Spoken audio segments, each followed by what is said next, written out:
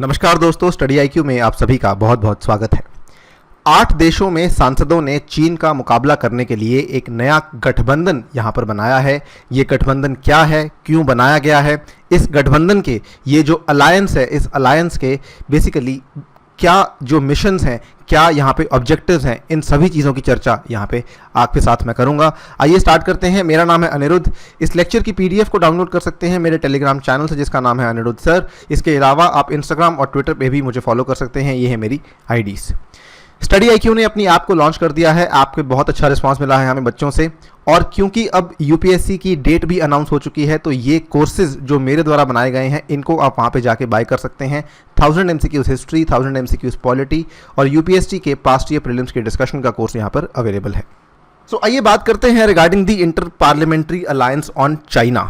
जो ये inter parliamentary alliance है, ये बेसिकली एक international cross party group of legislators working towards reform on how democratic countries approach China. यहाँ पर ये एक अंतर सांसदीय संगठन है, और इस अंतर सांसदीय संगठन में दुनिया भर से कई सारे ऐसे विधायक हैं, अलग अलग पार्टी से, अलग अलग देशों से यहाँ पे विधायकों ने मिलकर के ये अलायंस को तैयार किया है।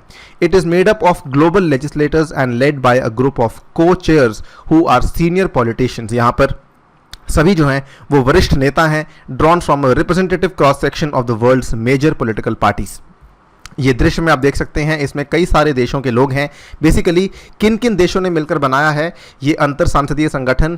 It is comprised of 18 politicians, जिसमें यूएस के भी कुछ सांसद हैं, senators Marco Rubio, Robert Menendez, ठीक है। अदर मेंबर्स रिप्रेजेंट यहाँ पे Australia, Canada, Germany, Japan, Norway, Sweden, UK और यूरोपियन पार्लियामेंट से कुछ सदस्य हैं जो कि इस संगठन का हिस्सा हैं। यहाँ पर ये उस पूरे संगठन का बेसिकली एक सिंबल है जो देख सकते हैं, IPAC के नाम से जाएगा ये inter parliamentary alliance on China. ये बनाया क्यों गया है? असल में जो चीन की कम्युनिस्ट पार्टी है, चाइनीज़ कम्युनिस्ट पार्टी, अपना जो वैश्विक प्रभाव है उसको धीरे धीरे बढ़ा रही है, राइट। लेकिन इस जिन तरीकों से वो बढ़ा रही है, यहाँ पर जो लोकतंत्र के मूल्य हैं और जो लोकतंत्र की प्रैक्टिसेस हैं वो काफ़ी ज़्यादा दबाव में आ गई हैं, उनके साथ समझौता हुआ है। इसी के चलते यहाँ पर ये इंटर पार्लियामेंट्री अलायंस को तैयार किया गया है। इस इंटर पार्लियामेंट्री अलायंस में जो नेशंस यहाँ पे जुड़े हैं, हर नेशन के पास कुछ ना कुछ अपना स्पेसिफिक रीज़न है। मैं कुछ उदाहरण देना चाहूँगा। फॉर एग्जाम्पल ऑस्ट्रेलिया की अगर हम बात करें, तो ऑस्ट्रेलिया जब से कोरोना वायरस स्टार्ट हुआ है, Australia has led calls for an independent probe into China's role in spreading COVID-19। इन्होंने कहा है कि यहाँ पे एक स्वतंत्र तफ्तीश होने की आवश्यकता है into China's role in spreading COVID-19। वहीं अगर स्वीडन की बात करें, तो स्वीडन का भी यहाँ पे जो रीज़न है काफ़ी स्पेसिफिक है। स्वीडन का एक ऑथर, ठीक है, गुई मिनहाई, ये जो कि पहले बेसिकली किडनैप किया गया था थाईलैंड में, और उसके बाद इसको चाइना में डिटेन किया गया था। काफ़ी लंबे समय से डिटेन्ड है, 2015 से। इनके रिलेशंस तब से जो हैं थोड़े से ख़राब चल रहे हैं। उसके बाद अगर हम बात करें कनाडा की, तो कनाडा के साथ भी एक डिप्लोमेटिक फेस ऑफ चल रहा है चाइना का, क्योंकि जब कनाडा में हुवाई के चीफ फाइनेंशियल ऑफिसर को अरेस्ट किया गया था वैंकूवर में, तो वहीं पर चाइना ने 2 कैनेडियन नागरिकों को अरेस्ट किया, माइकल कोवरिग और माइकल स्पेवोर को, इन रिटेलिएशन। तो बदला लेने के लिए यहाँ पे 2 कनाडा के नागरिकों को चाइना ने अरेस्ट कर लिया था। तो ये कुछ रीजंस हैं जहाँ पर आपके ऑस्ट्रेलिया, स्वीडन और कनाडा यहाँ पर इसका हिस्सा है। यूएसए के रीजंस आई थिंक काफ़ी स्पष्ट हैं, काफ़ी क्लियर हैं। हम काफ़ी लंबे समय से देखते आ रहे हैं यूएसए में डोनाल्ड ट्रंप के अंडर जो इनके आपस में व्यापार का युद्ध चल रहा है, जो अनफेयर ट्रेड प्रैक्टिसेस यहाँ पे चल रही हैं उनके चलते, प्लस जो चाइना ने अभी हाल ही में हांगकांग के लिए नेशनल सिक्योरिटी बिल जारी किया है, उसके चलते भी आपसी तनाव दोनों देशों में काफ़ी बढ़ गया है। इसके अलावा जो उइघुर मुस्लिम्स के साथ जो मानव अधिकारियों का हनन हुआ है, प्लस तिब्बत के लोगों के साथ जो प्रॉब्लम्स हो रही हैं, यहाँ पर कई सारे ऐसे मुद्दे हैं जो कि यूएस और चाइना के बीच में इंपॉर्टेंट इश्यूज बने हुए हैं फिलहाल के लिए, इन दोनों के रिलेशंस को ख़राब करने के लिए। प्लस ताइवान में भी जो डेमोक्रेटिक राइट्स के प्रोटेक्शन के लिए जो कोशिश यहाँ पे यूएस कर रहा है because of the pressure of China, उसकी वजह से भी एक नया पॉइंट यहाँ पे खड़ा हो चुका है। कुल मिला के हर देश के अपने अपने रीज़न हैं in order to join this particular alliance. अगर हम इस अलायंस के सिद्धांतों की बात करें, the democratic states must maintain the integrity of their political systems. इनका पहला सिद्धांत ये कहता है लोकतांत्रिक राज्यों को अपनी राजनीतिक प्रणालियों की अखंडता को बनाए रखना चाहिए, और सक्रिय रूप से विरूपण से मुक्त विचारों के बाजार को संरक्षित करने की तलाश करनी चाहिए। ठीक है, एक तो आपको पॉलिटिकल सिस्टम्स जो हैं उनकी अखंडता को मेंटेन करना है, इंटेग्रिटी को, प्लस यहाँ पर जो आपकी मार्केट प्लेस है वो भी इस तरीके से डिजाइन होनी चाहिए कि वहाँ पे डिस्टॉर्शन ना हो। सेकेंड इंपॉर्टेंट थिंग यहाँ पर इनका जो कॉल है वो ये कहता है we require a free open and rules based international order. ठीक है, एक यहाँ पर बेसिकली ऐसा वैश्विक व्यवस्था होनी चाहिए जो कि फ्री हो और ओपन हो और नियमों पर आधारित हो।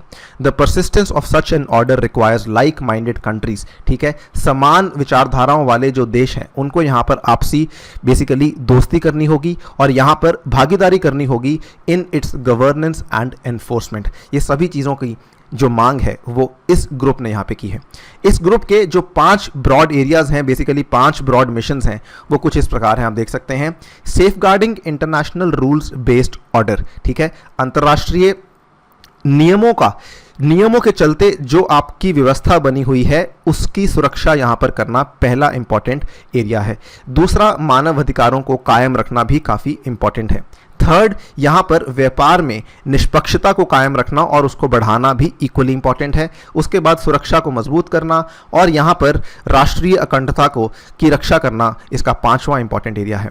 अगर हम देखें इंटरनेशनल रूल्स बेस्ड ऑर्डर में इन्होंने कहा है People's Republic of China must be held to the standards of international legal order. Human rights में relations between states and the PRC must give due prominence to universal human rights. Trade fairness में इन्होंने कहा है कि PRC People's Republic of China must adhere to the rules set out by the World Trade Organization. Strengthen security में democracies must develop complementary security strategies to address the challenges presented by the PRC. और national integrity में the PRC must not be permitted to compromise the sovereignty और institutions of any developed और emerging markets. So कई सारे important areas पे यहाँ पे focus किया गया है और मेरे अकॉर्डिंग जब आप इन एरियाज को देख लेते हैं आपको लगता है कि जो ये अलायंस बनाया गया है वो वाकई में काफ़ी सीरियस है, बिकॉज जो एलिगेशंस लगाई जा रही हैं यहाँ पे चाइना पे वो काफ़ी सीरियस हैं, वो ऐसे हवा में बातें नहीं हो रही हैं, to the point ground reality के ऊपर यहाँ पे फोकस किया जा रहा है।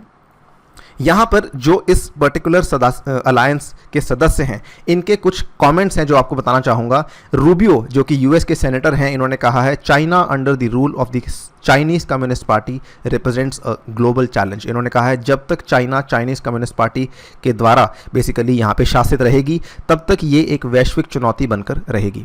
उसके बाद ये एक रिप्रेजेंटेटिव हैं फ्रॉम जापान, इन्होंने कहा है what we once believed about China's rise no longer corresponds to reality, कि जिस तरीके से हम चाइना को पहले देखते थे वो आज बिल्कुल रियलिटी के करीब नहीं है। वहीं पर ऑस्ट्रेलियन एमपी एंड्रयू हेस्टी, इनका मानना है कि अगर हमें यहाँ पे डेमोक्रेटिक वैल्यूज़ को बचाना है या फिर ह्यूमन राइट्स को बचाना है तो हम सभी को साथ आना होगा। अभी तक कंट्रीज़ अकेले लड़ रही थी लेकिन साथ में आकर हम एक बेहतर तरीके से लड़ पाएंगे।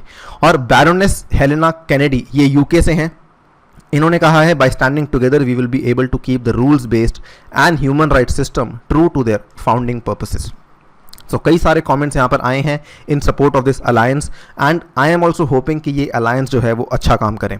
इसी के बदले में जो चाइना के लोगों का रिएक्शन है, चाइना के जो नेटिजन्स हैं, बेसिकली जो नेट यूज़ करने वाले सिटीजन्स हैं, उन्होंने इसको मॉक किया है और कहा है कि ये जो पूरा का पूरा संगठन यहाँ पे बनाया जा रहा है ये चाइना के विरोध एक ऐसा वातावरण तैयार किया जा रहा है पश्चिम के लोगों में, ठीक है, जबकि चाइना ऐसा नहीं है।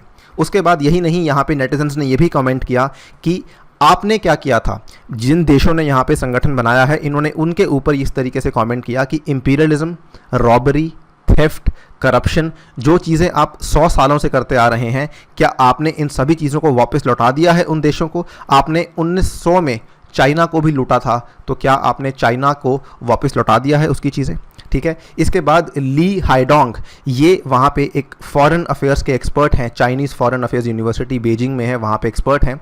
इन्होंने ग्लोबल टाइम्स को बताया, ग्लोबल टाइम्स चाइना का स्टेट ओन न्यूज़पेपर है, इन्होंने बताया कि China is no longer what it used to be in 1900 and will never ever allow its interests to be trampled in any way। कि China जो कि 1900 में था अब वैसा नहीं है और अब अपने इंटरेस्ट को यहाँ पर ख़राब होने नहीं देगा। सो देखते हैं किस तरीके से ये अलायंस मूव फॉरवर्ड करेगा। क्या वाकई में जो इन्होंने बड़ी बड़ी बातें यहाँ पे करी हैं क्या इसके ऊपर ये अमल करेंगे, और ये भी देखना बाकी है कि चाइना यहाँ पे क्या प्रतिक्रिया देता है in response to such actions. इसी के साथ आपसे विदा लेता हूँ। Thank you for listening to me. As always stay tuned and stay safe.